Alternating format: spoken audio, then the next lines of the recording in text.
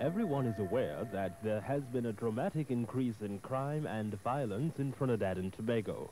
Murders, robberies, and rape are routinely reported in the media to such an extent that they no longer shock or startle us.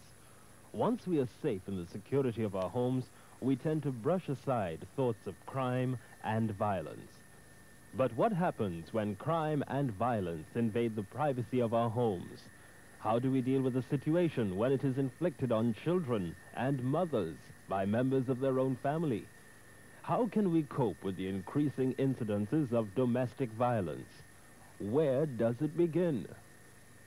It begins with the young male child who is so full of life, who likes to play in a boisterous fashion, pushing, shoving, and releasing all that God-given male energy he possesses. Who are the primary caregivers of these children? In the vast majority of instances, children are brought up by women. It is the mothers, the aunts, the grandmothers who care for children, who discipline them when they're naughty. The men play a very marginal role and, not infrequently, are absent. The child goes to school, and once again, the vast majority of teachers in preschools and primary schools are women. It is women who correct, admonish, and spank the children. Do you know that it is possible for a child in Trinidad and Tobago to pass through preschool, primary school, and most of secondary school without ever encountering a male teacher? So when mothers and teachers, under the enormous stress of financial and emotional problems, lose their temper and physically beat children or lock them up in rooms, it seems to large numbers of these children that it is always females who are punishing, correcting, and nagging them as they grow up.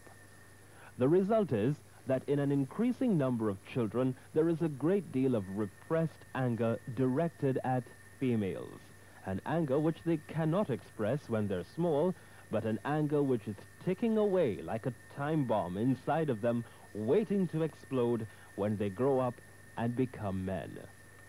Robert Bly, the famous psychologist, has this to say about the present situation. If a culture does not deal with the warrior energy of young males, take it in consciously, discipline it, honor it, this energy will turn outside in the form of street gangs, wife beating, drug violence, brutality to children, and aimless murder. Is it not true to say that unwittingly we have produced the historic conditions for the development of a male warrior class? Children reared apart from fathers, male status determined by combat and sexual conquest as so vividly depicted on television, the glorification of males who make huge sums of money as an end in itself rather than as what it is needed to support oneself and one's family. The result is that this warrior energy is often released in violence in the home, wife battering, incest, and child abuse. The situation becomes even worse when the self-esteem of the man is shattered, and this can happen in two ways. When a wife or girlfriend tells him that they do not love him anymore, and when he cannot find a job and is forced to live on whatever income his female partner brings in. We read with horror vivid accounts of a man savagely killing his wife and children and then drinking poison. And the question haunts us, what makes a man do something like that? What is Servol's response to this serious problem? We, in Servol, are convinced that there is no short-term solution to the problem, but that the answer lies in programs which help to socialize the male from the earliest years. In our parent outreach program, we send out well-trained young women into every street and village in Trinidad and Tobago, knocking at doors, making friends with parents, and offering advice on how babies, toddlers, and small children should be parented. This involves gently persuading parents to avoid physical punishment of children, locking them up in isolation, or tying them to a bed so they will not stray. These also bring with them a message to the fathers of families, persuading them that they have an important role to play in harnessing the warrior energy of their male children, a role which is not suited to women. How wonderful it is to see a father with his young son, letting him release his energy in physical play, and yet cautioning him about not playing too rough, as it might hurt the other person. If fathers are not present to fulfill this role, then the obligation should fall on another brother or an uncle. The important thing is that there should be the presence of male influence from the very start. When the child reaches the age of 3 and enters one of the 150 early childhood centers which Servol administers as agent for the Ministry of Education, the teachers are trained to respect this male energy, to allow the little boys scope for releasing it, and at the same time help them to discipline it, especially in play with little girls. The third way in which we try to deal with this problem is in our teacher training department. We feel that teachers in primary and secondary schools have to be trained to deal with the emotional needs of children, just as much as with their intellectual requirements. We argue that it is an exercise in futility to attempt to teach basic academic skills, not to mention higher science and technology, to children who have been the victims of severe neglect, as well as sexual, psychological, and physical abuse from their home situations.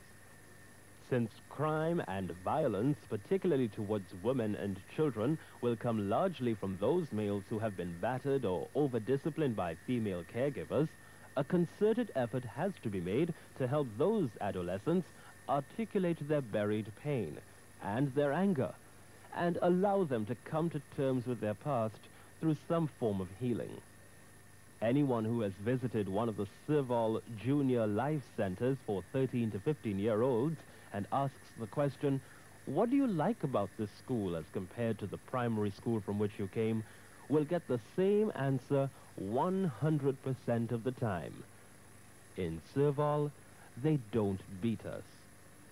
One wishes we could take each and every one of the viewers into a self-awareness class in one of the 40 Servol adolescent centers to look and listen as a trained instructor takes the group of 20 or 30 adolescents between the ages of 17 to 19 through an understanding of all that has happened to them from the time they started life in their mother's womb, and to witness them coming to terms with what has happened to them along the way.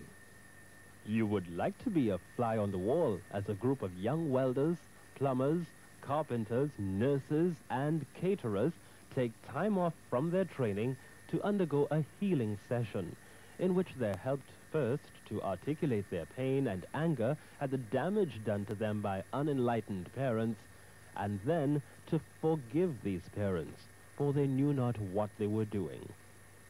For 26 years, we in Servol have looked into the eyes of thousands of male adolescents.